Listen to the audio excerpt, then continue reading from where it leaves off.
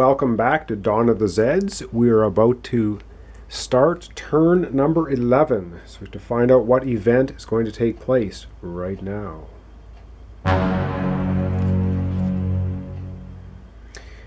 And we have Zeds Disease Quickening. Okay, we have RRR movement. So Raiders we don't have, Rangers we do have. And because we have some movement down the highway track, I think I'm going to move the Rangers out of here. They get a free movement of 2, 1, 2. They're going to join the refugees at the Highway 2 spot.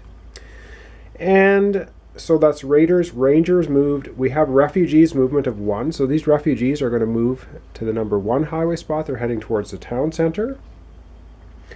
And we look next on the card and we have an outbreak of a 9+. Well, right now our current infection level is only 3. So an outbreak is not going to occur. And looking next, we have consume supplies on a 6+. Now what that means is 6 regular civilian units, not special units. And we have 1, 2, 3, 4. We only have 4 regular units. Civilian units, so we will not be consuming supplies. Now we're on to the Z movement, and the first is in the highway space. So that is over here, and what we did is we moved the Rangers out of the way, so the 1Z unit moves up into Ingberg and causes chaos to ensue. However, we don't increase the infection level because there was no hand-to-hand combats. And next we have the forest track. It's the next movement, which is up here. And I should also note during Z movement there's the special text at the bottom, and it reads, if and when eliminated this turn, each civilian or special civilian unit is replaced by a new randomly drawn Z unit in the space it occupied when removed from play. I have a funny feeling that is going to happen right up here, right now. So this 5 strength Z unit is going to move into St. Thomas. We have a weakened strength 1 civilian unit who already has casualties on it. We're going to have a hand-to-hand combat. And of course, as soon as that happens, the infection level rises from 3 to 4. And the Z units are 5 to 1, so they're triple strength. If we look here at the table, they're triple, however they're in the town, so they're going to go down to the double. So this is not really good. So let's see what we get. A 4, well, it's a low roll, but I think we're still in trouble. We look at a 4 on the double table. Well, I guess not horrible. The Zeds actually take 2 hits and have to retreat. So that's actually quite good for us. So the special effect of the card is not going to happen. So they will take 2 hits and they're going to retreat back down the forest track. However, the unfortunate part of the business here is the civilians are going to take 2 hits. Well, basically the civilians are wiped out. They're already on their weakened state. Whoops. And they take 2 hits. They're completely gone. Now, completely gone means that they are in fact put into the hospital space on their weakened state. So they will go up here into the hospital. That leaves the St. Thomas villagers. Now they're not going to flip over to refugees because there's no Z unit pushing them out of the way.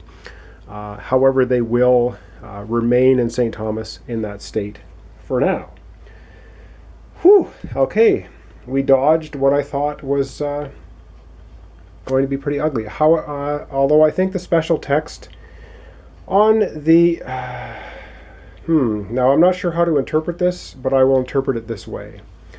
We have a Z unit is going to appear because even though they retreated, they did indeed destroy the civilian unit in St. Thomas.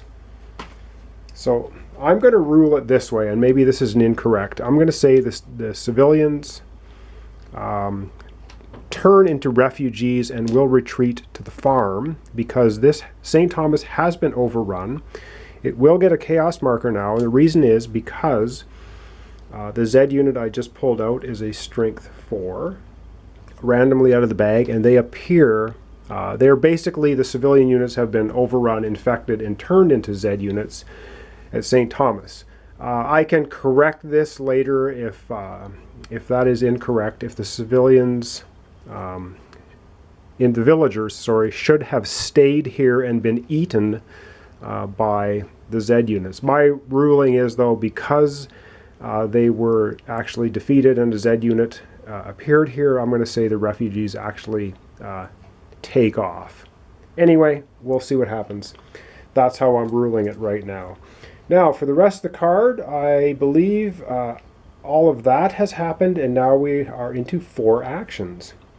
So for my 4 actions, the first action I want to do is I'm going to have Doc Seaver in the laboratory. I'm going to have him try to do some research. Now, if we look at the research table here, it's currently at 2, which means if we roll a single die and it is a 5+, we will increase research by 1. And because we're in the first column, we don't have to spend a supply point to do research. So let's see if we can get a 5+ here. No. So action 1 is wasted as far as research goes.